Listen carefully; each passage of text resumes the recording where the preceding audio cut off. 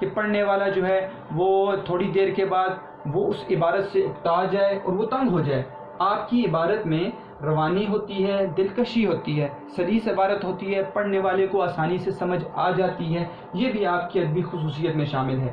آپ کی ادبی خصوصیت میں ایک بڑی اہم ادبی خصوصیت ہے کہ آپ منطقی استدلال اور دلائل دیتے ہیں۔ علم منطق کے اوپر بات کریں گے پڑھتے ہوئے کہ علم منطق، منطقی استدلال کسے کہتے ہیں اور دلائل کیسے دیتے ہیں کسی بھی تصنیف میں۔ تو یہ خصوصیت ہے کہ منطقی استدلال اور دلائل سے آپ بات کرتے ہیں، اور آپ کو اردو کا پہلا مورخ، تاریخ لکھنے والا کہا جاتا ہے۔ تو یہ ہیں آپ کی ادبی خصوصیات جن کو پوائنٹس کے میں نے بیان کر دیا۔ پہلی، نابغہ روزگار ہستی۔ دوسری، تشبیہات و استعارات کا استعمال۔ تیسری، عبارت مختصر و پرجوش۔ چوتھی، روانی و دلکشی۔ پانچویں، منطقی استدلال و دلائل۔ اور نمبر 6 پر اردو کا پہلا مورخ۔ تو یہ آپ کا حصہ ادبی خصوصیات میں آتا ہے۔ علمی کارنامہ آپ کا کیا ہے اور آپ کی تصانیف کیا ہیں؟ تھوڑی سی تصانیف یہاں پر لکھ دی گئی ہیں اور علمی کارنامہ بھی ساتھ لکھا گیا ہے۔ سیرت النبی ایک کتاب ہے، ٹھیک ہے، یہ علمی کارنامے میں شامل ہے آپ کی، اور تصانیف اس کے علاوہ الفاروق ہے، المامون ہے، الغزالی ہے، شعر العجم ہے۔ اس کے متعلق بھی ہم جب کتاب کی عبارت پڑھیں گے تو ہم پڑھیں گے کہ سیرت النبی کون سی کتاب ہے، الفاروق کون سی کتاب ہے، مامون اور غزالی کون سی کتاب ہے۔ اب صرف یہ آپ کے سامنے یہ میں نے پورا بورڈ اس لیے بھرا ہے کہ آپ کو سوالات کی سمجھ آ جائے کہ آپ نے سوالات لکھنے کیسے ہیں۔ آپ نے سب سے پہلے تو جب ہم پڑھیں گے عبارت کے بعد، آج آپ کا جو ہوم ورک ہوگا وہ ابھی میں بتا دیتا ہوں کہ ایک ہوم ورک یہ ہوگا کہ آپ نے اس صفحے سے 10 MCQs جو ہے خود نکالنے ہیں، اور ود 4 آپشنز، آپ نے 4 آپشنز کے ساتھ الف ب ج ڈال کے ساتھ آپ نے وہ 10 MCQs اپنی نیٹ کاپی پر جو ہے وہ کرنے ہیں۔ ایک آپ کا یہ کام ہے ہوم ورک، معروضی سوالات آپ نے خود نکالنے ہیں، میں نے مختصر یہاں پر لکھ بھی دیا ہے۔ دوسرا کام آپ کا یہ ہوگا، آپ نے مختصر سوال میں مولانا شبلی نعمانی کے حالات زندگی کا سوال کرنا ہے۔ سوال کیا ہوگا؟ مولانا شبلی نعمانی کے حالات زندگی تحریر کریں، یہ سوال ہوگا۔ جواب میں آپ حالات زندگی لکھیں گے، اور یہ ساری بات آپ نے پوائنٹس کی صورت میں نہیں لکھنی بلکہ پوری بات آپ نے لکھنی ہے کہ مولانا شبلی نعمانی ضلع اعظم گڑھ کے گاؤں بندول میں پیدا ہوئے، والد کا نام شیخ حبیب اللہ تھا، ابتدائی تعلیم اعظم گڑھ میں حاصل کی، پوری بات آپ نے لکھنی ہے۔ ایک ہیڈنگ ہو جائے گی حالات زندگی، دوسری ہیڈنگ ہوگی ادبی خصوصیات۔ اس کے اندر آپ نے یہ سارے کے سارے پوائنٹس پورے آگے لکھنے ہیں۔ جیسے نمبر 1، نابغہ روزگار ہستی، کہ مولانا شبلی نعمانی نابغہ روزگار ہستی تھے، اور اس کے بعد جو بات آئے گی ہم کتاب میں پڑھیں گے وہ بھی آپ نے لکھنی ہے۔ اس لیے یہ دوسری ہیڈنگ آپ دیں گے تشبیہات اور استعارات کا استعمال۔ صرف تیسری، چوتھی، پانچویں، نمبر 6 پر یہ آپ ہیڈنگ دے کر اس کو آپ نے بیان کرنا ہے، اور آخر میں آپ نے یہ ہیڈنگ دیکھ لکھنی ہے علمی کارنامہ اور تصانیف۔ سیرت النبی آپ کا علمی کارنامہ ہے، اور دوسری تصانیف میں الفاروق، المامون اور الغزالی شامل ہے۔ ایک سوال سے آپ کا دوسرا سوال خود بخود ہو جائے گا ادبی خصوصیات والا۔ جب آپ ادبی خصوصیات یہاں پر بیان کریں گے تو آپ کا یہ سوال اسی سوال کے اندر ہو جائے گا، اور ادبی خصوصیات جب آپ متن کی تشریح میں لکھتے ہیں تو اس وقت بھی کام آتی ہیں، تو یہ سوال بھی آپ کا اسی حصے میں حل ہو جائے گا۔ تو اس لیے آپ نے 2 سوال کرنے ہیں، ایک سوال معروضی سوالات والا 10 MCQs آپ نے نکالنے ہیں، دوسرا سوال آپ نے کرنا ہے مولانا شبلی نعمانی کے حالات زندگی والا، اور جیسے آپ فرسٹ ایئر اس کی پریکٹس کر بھی چکے ہیں تو آپ نے یہ سوال پورا کرنا ہے۔ اور تیسرا کام ابھی ہم جو پڑھیں گے عبارت اس کے اوپر مشکل الفاظ کو لکھنا ہے آپ نے، اور چیزوں کو ہائی لائٹ کرنا ہے۔ 3 آپ نے تصویریں نکالنی ہیں۔ ایک تصویر آپ نے نکالنی ہے معروضی سوالات کی جو آپ نیٹ کاپیز پر کریں گے، ایک تصویر آپ نے پھر نکالنی ہے مولانا شبلی نعمانی کے حالات زندگی کی، اور تیسری تصویر آپ نے نکالنی ہے اپنی کتاب کی، اور یہ 3 تصویریں آپ نے مجھے بھیجنی ہیں۔ یہ آپ کا ہوم ورک ہوگا، یہ ابھی میں نے بتا دیا۔ اب ہم پڑھتے ہیں جو ہے کتاب کو، اور اس کے اندر مشکل چیزوں کو سمجھنے کی کوشش کرتے ہیں تاکہ یہ جو میں نے لکھا ہے بورڈ پر یہ آپ کے لیے اور آسان ہو جائے۔ دیکھیں جی کتاب کے اندر اب آپ نے دیکھنا ہے، آپ نے اب ویڈیو کو نہیں دیکھنا۔ مولانا شبلی نعمانی، ولادت 1857، وفات 1914۔ سب سے پہلے حالات زندگی کی ہیڈنگ دیں اور آپ ہائی لائٹ کریں گے اوپر ولادت اور وفات کو، یہاں سے حالات زندگی شروع ہو جاتا ہے۔ حالات زندگی، مولانا شبلی نعمانی اعظم گڑھ کے ایک گاؤں بندول میں پیدا ہوئے۔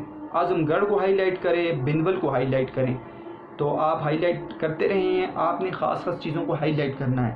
مولانا شبلی نعمانی اعظم گڑھ کے ایک گاؤں بندول میں پیدا ہوئے۔ والد کا نام شیخ حبیب اللہ تھا، والد کا نام پتہ چل گیا، ایم سی کیوز میں آ سکتا ہے، شیخ حبیب اللہ کو ہائی لائٹ کریں۔ ابتدائی تعلیم اعظم گڑھ سے حاصل کرنے کے بعد عربی و فارسی ادب کی تحصیل کہتے ہیں حاصل کرنا، تحصیل کہتے ہیں حاصل کرنا، اوپر آپ نے لکھنا ہے پین سے، تحصیل کے لیے غازی پور جا کر مولوی محمد فاروق کے شاگرد ہو گئے۔ انہوں نے حصول تعلیم کے لیے دور دراز کے سفر کیے، یعنی دور دور سفر کیے انہوں نے اپنے تعلیم کو حاصل کرنے کے لیے۔ تعلیم کی تکمیل کہتے ہیں مکمل کرنا، تعلیم کی تکمیل کے بعد انہوں نے وکالت اختیار کی اور کچھ عرصہ امین دیوانی کی حیثیت سے جو ہے وہ کام کیا۔ امین دیوانی میں نے آپ کو بتا دیا بیٹا، سول عدالت کا افسر یا سب جج، اس وقت ایک عہدہ تھا، امین دیوانی کہا جاتا تھا، آج کل سب جج کو امین دیوانی کہا جاتا ہے، تو اس حیثیت سے آپ نے کام کیا ہے۔ لیکن جلدی طبیعت اچاٹ ہو گئی، اچاٹ ہو جانا، بیزار ہو جانا، تنگ ہو جانا، دل بھر جانا، اکتانا، ٹھیک ہے، تو آپ کی طبیعت جلدی ہی بھر گئی، آپ نے یہ کام چھوڑ دیا۔ کیا ہوا؟ سر سید سے ملاقات آپ کی ہوئی۔ آپ کو پتہ ہے بیٹا کہ اردو ادب میں عناصر خمسہ، 5 ایسے مصنفین ہیں جن کے بارے میں کہا جاتا ہے کہ آپ نے ابتدائی اردو ادب میں کارنامے سر انجام دیے، اور آپ 5 لوگوں کو عناصر خمسہ میں شامل کیا جاتا ہے۔ وہ 5 لوگ کون کون سے ہیں؟ نمبر 1 سر سید احمد خان، نمبر 1 سر سید احمد خان، جن کے آپ نے مضمون فرسٹ ایئر میں پڑھا ہے، اپنی مدد آپ۔ نمبر 2 مولانا شبلی نعمانی، نمبر 3 مولانا محمد حسین آزاد، نمبر 4 مولانا الطاف حسین حالی، اور نمبر 5 ڈپٹی نذیر احمد۔ یہ 5 لوگ ہیں جن کو عناصر خمسہ کہا جاتا ہے۔ مولانا شبلی نعمانی سر سید کے دوست تھے، رفیقوں میں سے تھے، رفقا میں سے تھے۔ آپ سے ملاقات ہوئی اور آپ کو یہ پتہ ہے کہ سر سید احمد خان کا ایک بڑا کارنامہ علی گڑھ کالج کا قیام تھا۔ یہ علی گڑھ کالج 1877 میں قائم کیا ہے سر سید احمد خان نے، علی گڑھ کے مقام پر یہ کالج قائم کیا تعلیم کی ترقی کے لیے، اصلاح کے لیے، اور بعد میں اس کو یونیورسٹی کا درجہ ملا ہے 1898 میں، تو 1898 میں اس کو یونیورسٹی کا درجہ مل گیا۔ تو سر سید سے ملاقات ہوئی، انہوں نے کہا آپ ہمارے ادارے میں، ہمارے کالج میں پروفیسر مقرر ہو جائیں، تو مولانا شبلی نعمانی نے علی گڑھ کالج میں پروفیسر مقرر ہو گئے، تو وہاں پہ آپ پڑھانے لگ گئے۔ شبلی نعمانی نے مختلف ممالک کے سفر بھی کیے، مختلف ممالک کے دورے کیے۔ علی گڑھ کالج سے علیحدگی کے بعد جب علی گڑھ کالج کو چھوڑ دیا تو آپ نے اپنا ایک ادارہ دارالمصنفین کی بنیاد رکھی، یہ صرف بنیاد رکھی ہے، بنایا نہیں ہے۔ اچھا، جو شبلی نعمانی ہیں ان کی وفات ہے 1914۔ 1910 میں ایک جو ہے وہ جلسہ مقرر ہوا اور میٹنگ تھی ایک، وہاں پر 1910 میں ندوۃ العلماء، مدرسہ ندوۃ العلماء تھا، جو علماء جو ہیں خاص وہاں پر پڑھتے تھے، اس مدرسے کا نام تھا ندوۃ العلماء۔ ندوہ کہتے ہیں انجمن کو، جلسہ کو، اور وہاں پر جو تھے یہ بیٹھے ہوئے تھے، تو انہوں نے کہا کہ میں ایک ادارہ قائم کرنا چاہتا ہوں اردو ادب کے لیے، اسلام کے لیے، اسلامیات کے لیے۔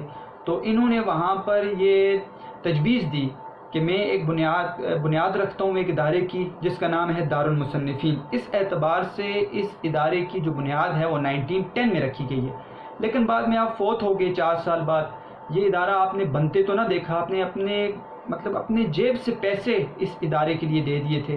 ان کے جو شاگرد ہیں سید سلیمان ندوی، پھر انہوں نے اس کی تعمیر شروع کی ہے اور بعد میں یہ ادارہ بنا ہے۔ تو اس کی بنیاد صرف جو ہے وہ رکھی ہے مولانا شبلی نعمانی نے، دارالمصنفین۔ یہ اعظم گڑھ میں یہ ادارہ قائم ہے، وہاں پر جو ہے وہ سید سلیمان ندوی نے اس کو بنایا ہے۔ تو دارالمصنفین کی بنیاد رکھنے والے اور اس کے بارے میں بتانے والے، اس کی تجویز پیش کرنے والے وہ ہیں مولانا شبلی نعمانی۔ تو دارالمصنفین کی بنیاد رکھی ہے کس نے؟ مولانا شبلی نعمانی نے۔ یہ ادارہ کیسا تھا؟ یہ اسلام اور اسلامیات کے لیے ممتاز تھا. ممتاز کہتے ہیں خاص ہونا. تو اس کے اندر زیادہ تر اسلام اور اسلامیات کے اوپر بات کی جاتی تھی. اسلامی ادارہ تھا یہ. یہاں تک تو مولانا شبلی نعمانی کی حالات زندگی ہو گئے. اس کے بعد جو ہے ہم ادبی خصوصیات پر آتے ہیں. تو حالات زندگی کے اندر یہ جو چیزیں لکھی ہوئی ہیں آپ کی کتاب کے اندر، یہ آپ نے لکھنی ہے. اب آ جاتے ہیں ادبی خصوصیات پہ. تو پہلی ادبی خصوصیت، شبلی نعمانی ایک نابغہ روزگار ہستی تھے. نابغہ روزگار ہستی کہتے ہیں ایسا شخص جو اعلیٰ ذہنی صلاحیتوں کا مالک ہو، یعنی کئی علوم پر اس کو دسترس حاصل ہو، اس کو کئی علوم آتے ہوں. ساتھ لکھ دیا ہے ابھی آگے کتاب میں کیسے شخص تھے یہ.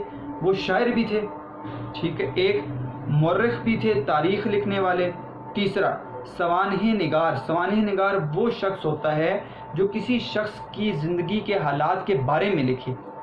جیسے سیرت النبی میں آپ صلی اللہ علیہ وسلم کی سیرت کے بارے میں لکھا ہے، تو سوانح نگار تھے. آپ مختلف لوگوں کے احوال زندگی آپ نے اپنی کتابوں کے اندر لکھے ہیں. انشاء پرداز تھے. نثر نگار، مضمون نگار کو کہتے ہیں انشاء پرداز.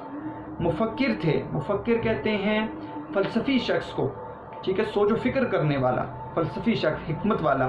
اور مصلح تھے، اصلاح کرنے والے تھے. جیسے سر سید احمد خان مصلح تھے، اسی طرح مولانا شبلی نعمانی بھی مصلح تھے، اصلاح کرنے والا. یہ آپ نابغہ روزگار ہستی تھے، یعنی شاعر بھی تھے، مورخ بھی تھے، سوانح نگار بھی تھے، انشاء پرداز بھی تھے، مفکر بھی تھے اور مصلح بھی تھے. وہ سر سید کے دبستان سے وابستہ تھے. دبستان کہتے ہیں بیٹا مکتب اور مدرسے کو، یعنی کہ آپ علی گڑھ کالج سے وابستہ تھے. وہاں پر آپ نے بطور پروفیسر کام کیا ہے، اس لیے یہاں پر لکھا گیا ہے وہ سر سید کے دبستان سے وابستہ تھے. لیکن ان کا اسلوب اور طرز بیان منفرد تھا. جو سر سید کا اسلوب اور طریقہ تھا وہ فرسٹ ایئر میں پڑھ چکے ہیں. انتہائی